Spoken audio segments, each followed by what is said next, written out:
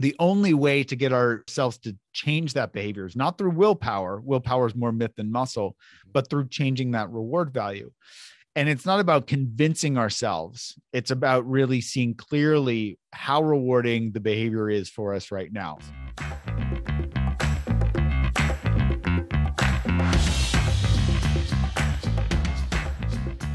Hello and welcome back to another episode of the Thrive State Podcast. I'm your host, Dr. Kien, aka Dr. V, triple board certified MD and performance and longevity expert.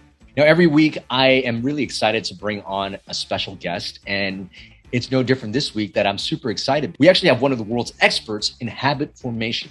Now, why is habits so important? If you read my book, Thrive State, you'll know that it is the habits that we have in our life that control the energetic or the epigenetic environment of our cells that actually will either give us optimal health, longevity, and peak performance if we have those really positive habits, or if we're got the wrong habits that we are in every day, it puts us in the stress state. That puts us prone to getting chronic symptoms and chronic disease. So habit formation is so important. And habits aren't necessarily even the things that we do. It's the things that we habitually think of, the things that we habitually feel. Those are habits too. And habits are so important because your success in life, your health is actually a lagging indicator of all your health habits. Your nurturing relationships, which are great for getting into the thrive state, is a reflection of all the habits that you have to cultivate positive and nurturing relationships. Your financial success is basically a lagging indicator of all your financial habits. So being aware of your habits, knowing how to create positive habits and how to get rid of negative habits is actually crucial to the type of health, the type of life, the type of relationships, the type of any type of result that you want. Being aware of your habits is crucial. And this is why I'm so excited to bring in our next guest, who I actually had the honor of sharing the stage with at the American Anti-Aging Academy World Congress in Las Vegas last year. His name is Dr. Jud Brewer. He's a New York Times bestselling author, neuroscientist, addiction psychiatrist, and thought leader in the field of habit change. He's the director of research and innovation at Brown University's Mindfulness Center, where he's also an associate professor of behavioral and social sciences in the School of Public Health.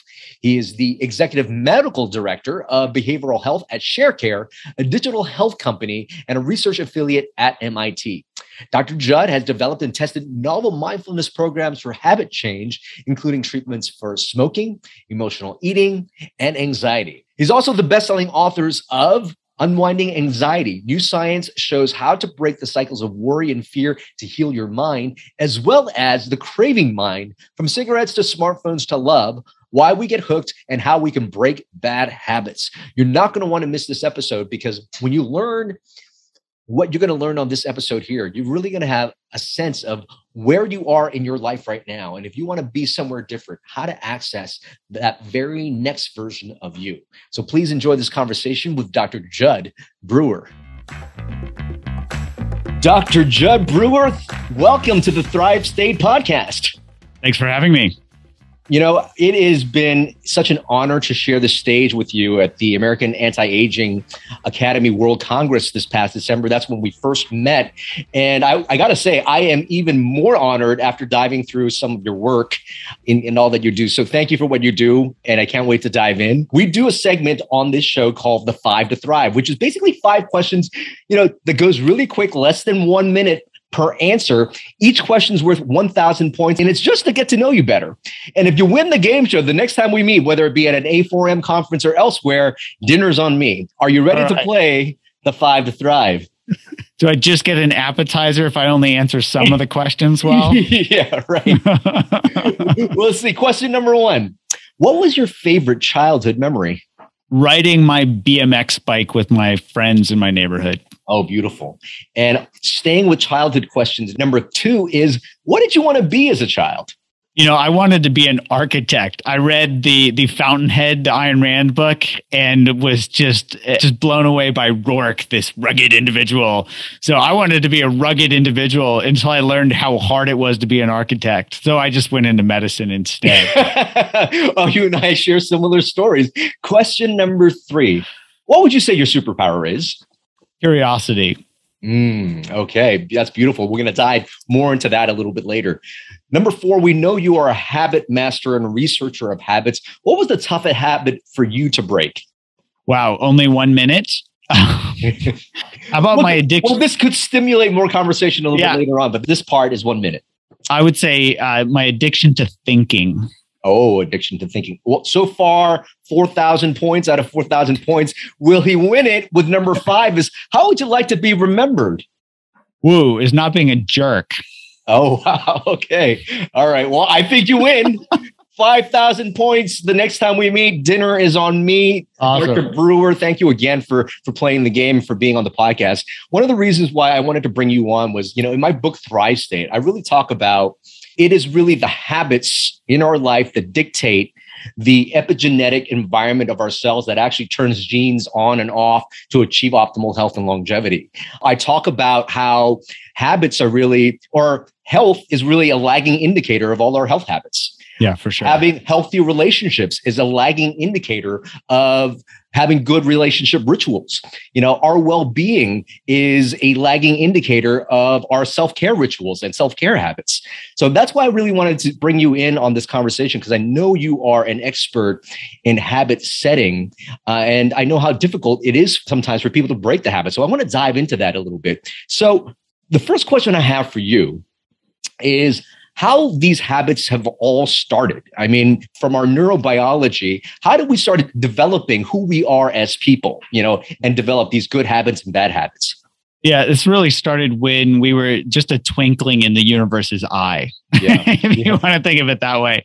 So, as we evolved, if you look at all creatures with nervous systems, they all share one thing, which is this learning process called positive and negative reinforcement. So whether we're sea slugs or human beings, we learn to do two things very well, which is to basically eat and not be eaten. So if you think even amoeba, single cell organisms, they have these chemotactic receptors that move toward nutrient and away from toxin. Yeah. So that really kind of forms, basically the basis of who we are. And before we even develop this prefrontal cortex where we could start thinking start thinking more, we were still governed by a lot of things that are very reptilian and primitive. Yeah. Yeah, for sure. I mean, this is really, our ancient ancestors didn't have refrigerators. So they really needed to learn some of the basics just to survive, literally to survive. So can you explain a little bit how all these habits that we happen to pick up throughout life and the relationship, or can you first explain what the default mode network is, and then explain how who we came to be, our egos, and how it relates to this default mode network? Wow. So that is not a small question.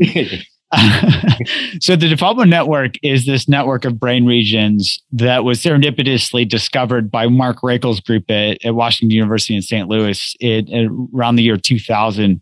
And what they basically found was that they were using this fMRI task where they were having people, and the literal instruction was lie still and not do anything in particular.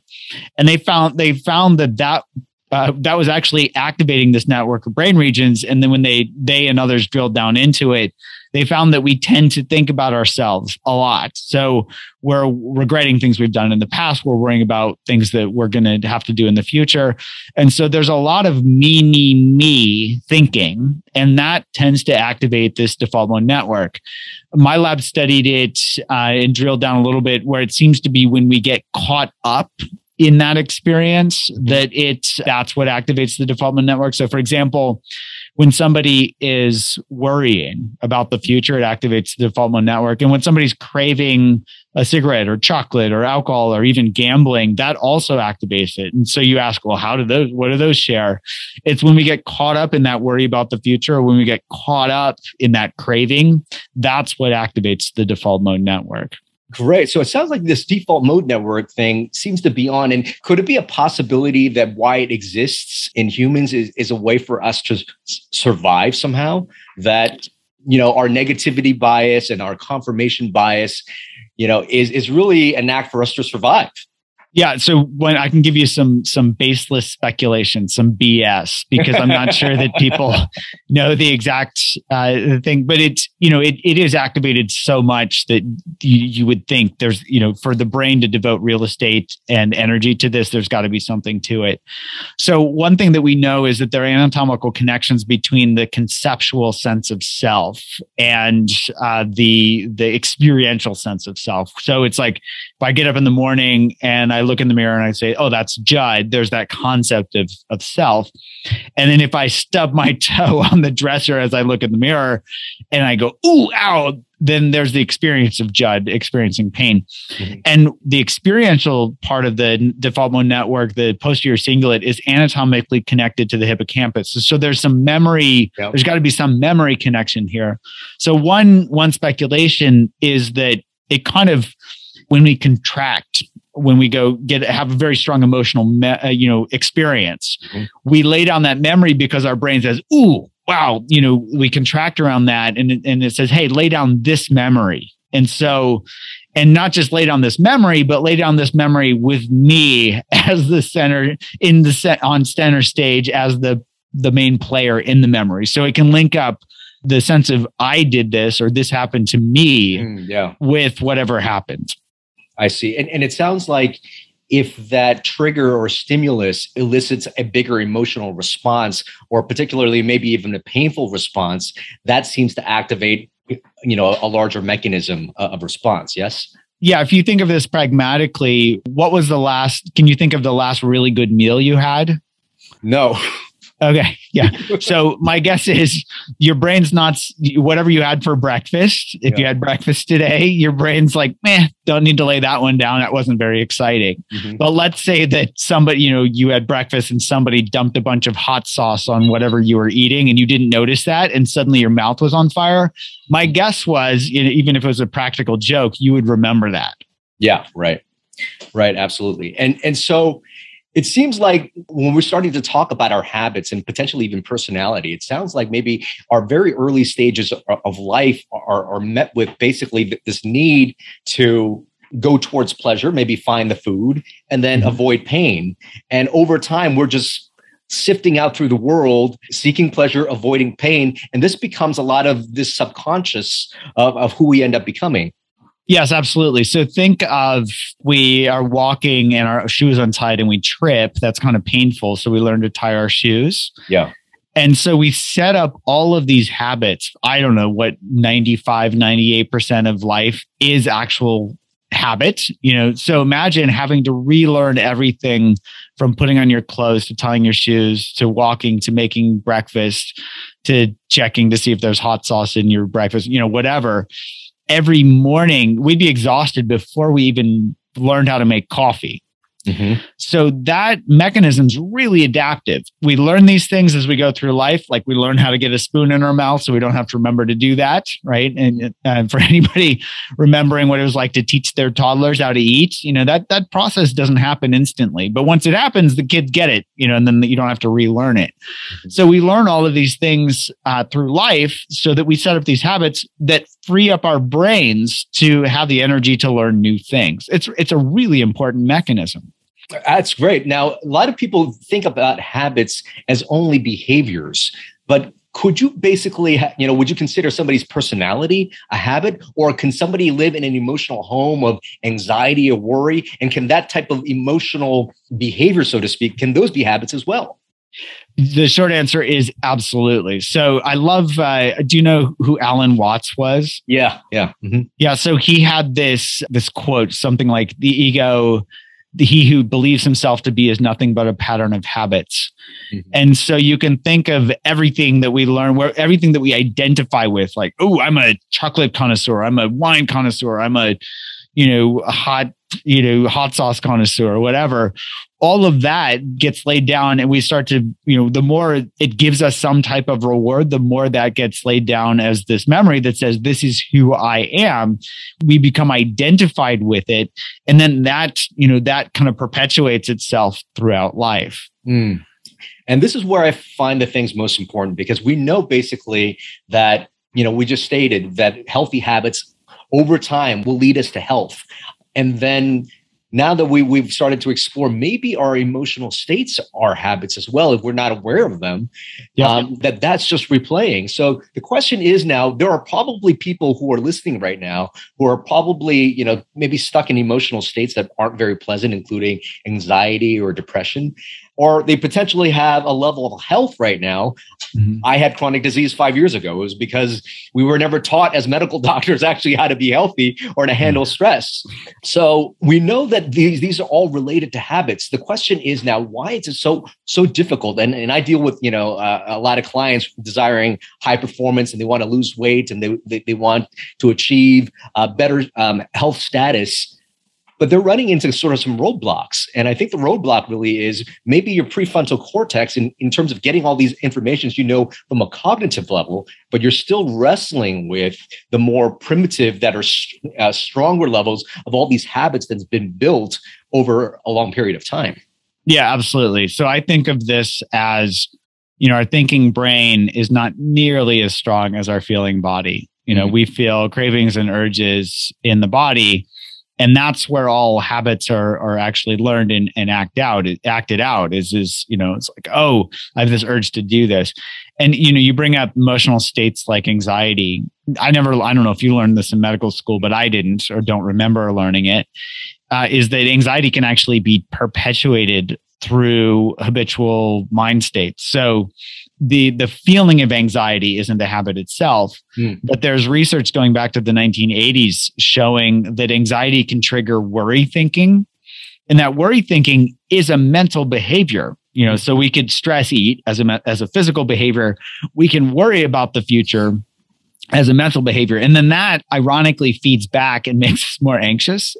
Along the way, at some point, it makes us some people feel like they're more in control, or at least they're doing something as compared to just, being anxious. But in fact, that worrying feeds back and drives more anxiety. So here's a mental habit that a lot of people have that they don't even know that they have. Right. And if they don't work with it as a habit state, they're never going to be able to get out of it. I should say, as a prescribing psychiatrist, about 1 in 5 people. So the number needed to treat for generalized anxiety, for example, is 5.2. Mm-hmm. So about 1 in 5 people will have some solid response to a gold standard medication, but that's only 1 in 5. So the way I think of this is, some people can benefit from medications, but everybody can benefit from learning how their mind works and then working with their mind. So let's take that as a very tangible example. We could potentially bring up some physical habits later on, but sure. Let's use anxiety for right now. And I want to let people know why it's so important, because if you happen to be in that thought loop, you actually drive the biology of stress. If you happen to be in a worry loop that leads to anxiety and that were to perpetuate, your body actually thinks you're in danger. Cortisol will go up, which will lead to an increase in inflammation, a drop in your immune system. It has actual physical behavior. So how do we stop that habit loop? You mentioned awareness and mindfulness. What does that play into this role? And for somebody who might be, dealing with anxiety right now, what might be the first couple of steps they need to do to kind of get awareness and control over this negative loop? This episode of the Thrive State podcast is brought to you by the Thrive State Accelerator. The Thrive State Accelerator is actually a home course that I developed using the exact same techniques I work with my celebrity clients, CEOs, and executives on how to get them to the Thrive State.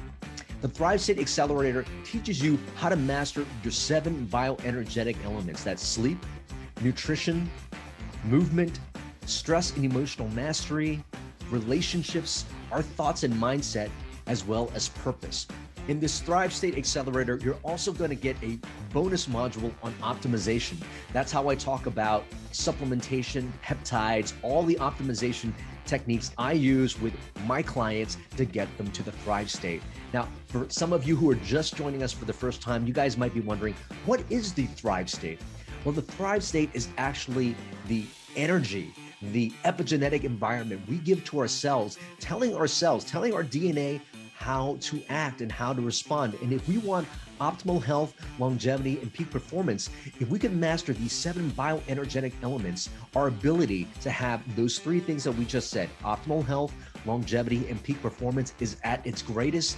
And it also prevents you from getting chronic symptoms like brain fog, being overweight, feeling sluggish, acne, pain, all these chronic symptoms, as well as preventing you from getting chronic disease.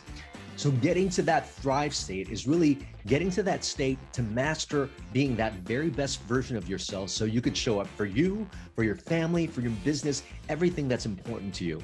So go ahead, check it out right now at kienvu.com/accelerator and use coupon code podcast25 for 25% off. Now back to the podcast. Yeah. So I think that's a great question. One helpful piece of information is to see how you're talking about this fear mechanism that drives this fight or flight response.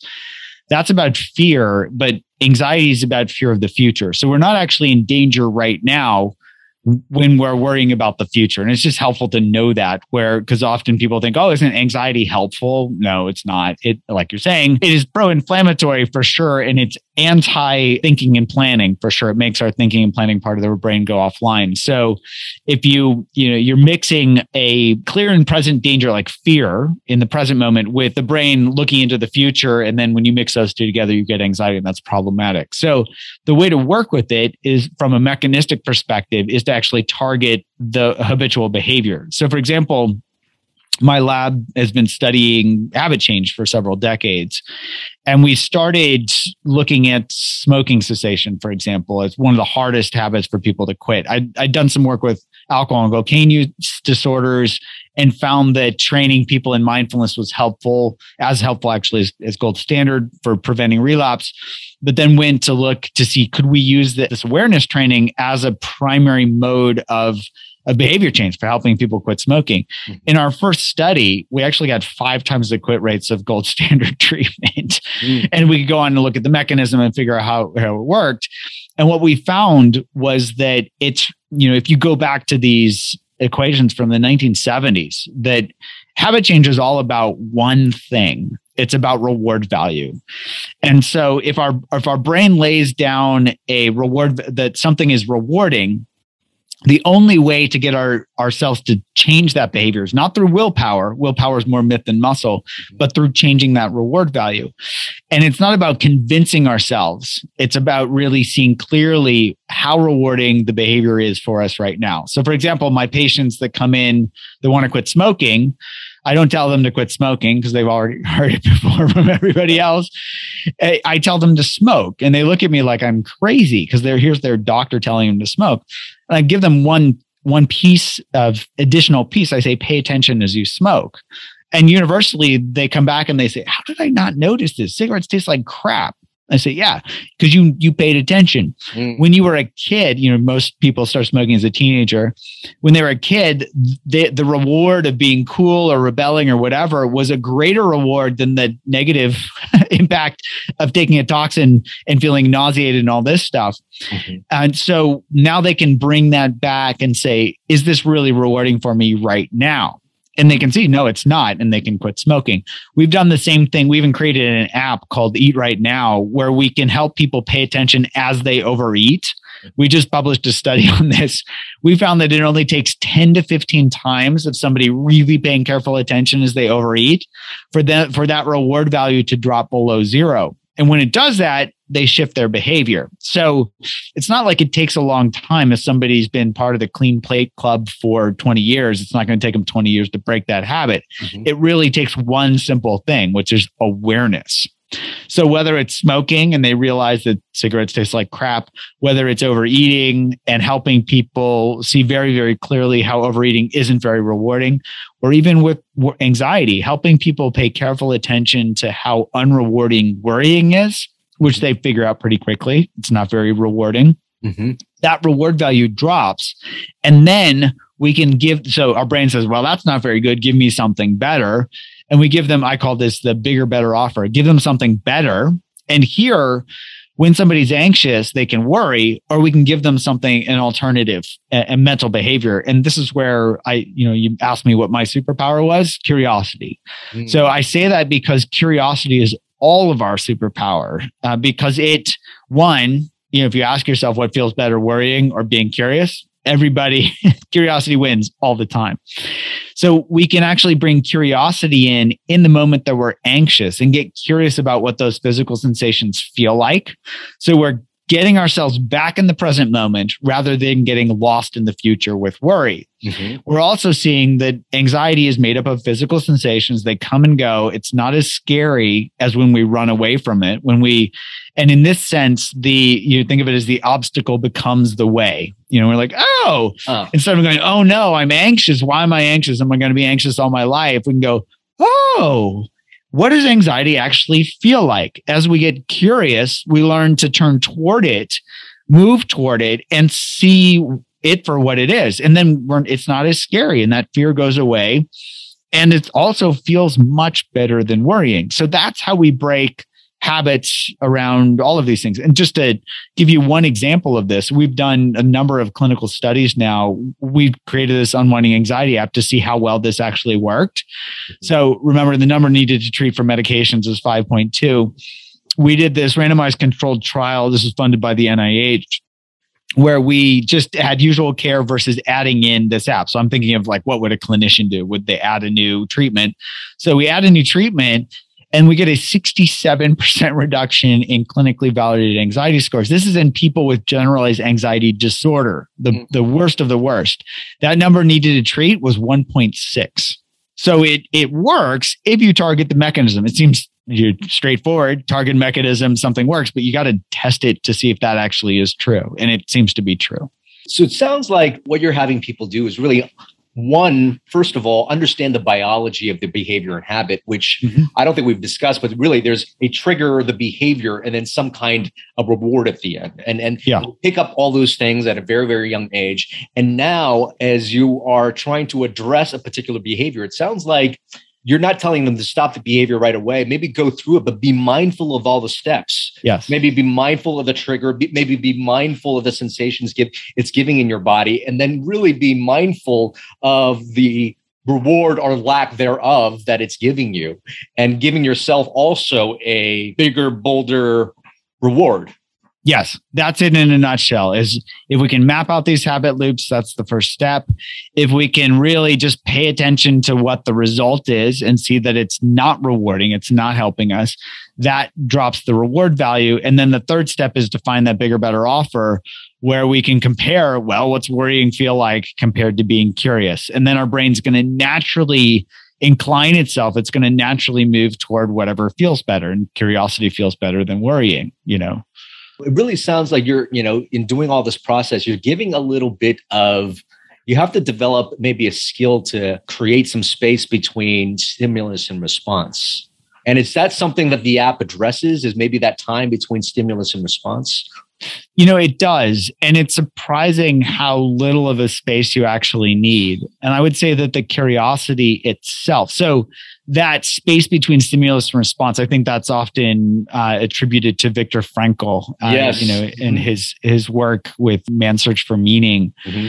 So that we need that space between stimulus and response because we're going to habitually react if we're not paying attention. And so people talk about you've got to have some space so you're not just habitually reacting. Mm-hmm. What curiosity does is it naturally injects that space where instead of going, oh no, got to do this, make this go away, we go, oh, what is this? Right. And notice right in there, there's a space, but critically, it's not a period of time. It's like, oh, I have to wait 5 seconds. Mm-hmm. It's about, oh, I have to step out of my old habit loop. That's what that space is for. Mm. So it doesn't matter how long it takes to step out of the habit loop. What's critical is that we are stepping out, and curiosity is what naturally helps us step out of that habit loop. That's beautiful. Can you let the people know, so we could put in the show notes, what different type of apps you have in terms of addressing different type of habits? I think you have something on anxiety, on smoking, as well as eating. Yes. So the study I just mentioned was done with our Unwinding Anxiety app, which is the same name as the book I published in 2021 about it's right behind that you. Process. Yes, right here. So it's called Unwinding Anxiety, and anybody can download any of these on any any platform. They're even available on the web. So there's that Unwinding Anxiety app. We have an app called Eat Right Now, which is about helping people change their relationship to eating, whether it's stress eating, emotional eating, overeating, whatever. And then there's one for smoking called Craving to Quit. Oh, beautiful. And they could all find that in your website as well. Yes. And now I want to veer, we've got a couple minutes left. So I want to veer into the world of psychedelics as it pertains to habit changes in the default mode network. I mean, there are people that have mentioned, things like LSD or ayahuasca, ketamine, MDMA seems to have some, and psilocybin seeming to have some effects on quieting down the default mode network, so that maybe that they have access to not this monkey mind that's going on all the time. And people have used that to treat depression, to treat anxiety, and to treat negative thought loops and things of that nature. What's been the research, and what have you found in terms of psychedelics in the use of, getting rid of bad habits and bad negative feelings, and in the whole world of habit formation? Yeah, so there are very rich areas of investigation right now around all of those. So the field is you could say it's very young. And that's because there was I think back in the Nixon years, they put a kibosh on doing any research around psychedelics, putting them into Schedule 1, and nobody could study them. So that is starting to be lifted as people are seeing that these things, they're actually not addictive, for example, right. Psychedelics in particular, and might have some therapeutic potential. So people are studying everything from, quitting smoking to helping people with depression, et cetera. And I first got interested in this field. So I haven't done any psychedelic research myself, but there was this crazy parallel between some of the research that I saw emerge and some of the work that my lab had done with brain imaging of experienced meditators. So we published our first big paper on what brain activity and connectivity look like in experienced meditators back in 2011. And we published that in the Proceedings of National Academy of Sciences. And literally 2 or 3 months later, in the same journal, the first psychedelic study was published. This was by Robin Carhart-Harris and David Nutt at the University College London. And literally, it was the same networks that were being shown to be deactivated. And when I saw those results, I said, this cannot be a coincidence. I called them, and we're all jumping up and down saying, look how interesting this is. So they have since followed that work up a lot. So it seems to be a solid finding. We've also followed up our work with experienced meditators. And what this suggests is that there may be the shared experience. Think of these things are called mind expanding drugs, right? So psychedelics, mind expanding. So this feeling of expansion seems to be a shared characteristic, whether you're meditating or you're tripping. So think of anxiety makes us feel very closed. Yes. It makes us, and when we're ruminating, when we're depressed, it makes us feel very in this narrow little box, let's say, of just, getting tripped up on our thoughts. So if you think about it from a theoretical perspective, if we can help literally expand the mind and move beyond getting caught up in those loops, that might help treat some of these things. And so mindfulness, for example, has been shown to be a good treatment for depression. Psychedelics is showing some early promise there. My lab has, done some work with smoking cessation. There's some early work with psychedelics around helping people quit smoking. So there seems to be a parallel with helping people literally expand their minds. When somebody learns to be mindful, they learn to notice a craving and not get caught up in it. Yeah. Psychedelics are it's like throwing a hand grenade in your brain and blowing up the mind. So I think there's a lot more work to be done there. Yep. And one area of exploration that I'd love to see is combining those types of things where you show somebody what it's like to expand the mind. Again, I don't think suggest that people operate heavy machinery while somebody is under the influence of psychedelics. But I would certainly encourage people to be mindful when they're operating heavy machinery, because they're less likely to hurt themselves or hurt somebody else. You could see how we could show people what the possibility is. Yeah. And then we could train them to move in that direction all the time without needing psychedelics. Yeah, I think that's really, really a beautiful thing. And I think one of the last things I would just want to close on, and I think you sort of touched on it, is the fact that when you're able to kind of quiet down this default mode, it almost seems as if we tap into states where there's a lot more creativity and a lot more doing and being. And some people call that flow. Yeah. Yeah. We had somebody, so we were doing these neurofeedback studies where we could give people feedback from their own brains in real time while they were meditating, and then have them immediately report back on it so we could bridge the subjective objective, gap where it's like somebody's says something's happening, but we don't know that that's directly corresponding to what's happening in their brain. We could actually do that both with fMRI and with EEG. So people are interested. We had Anderson Cooper come and try that out for a piece for 60 minutes. They can find it on YouTube, I'm sure. So the idea is with those studies was to see, what's actually happening and what's somebody's subjective experience while we're watching their default mode network get quiet.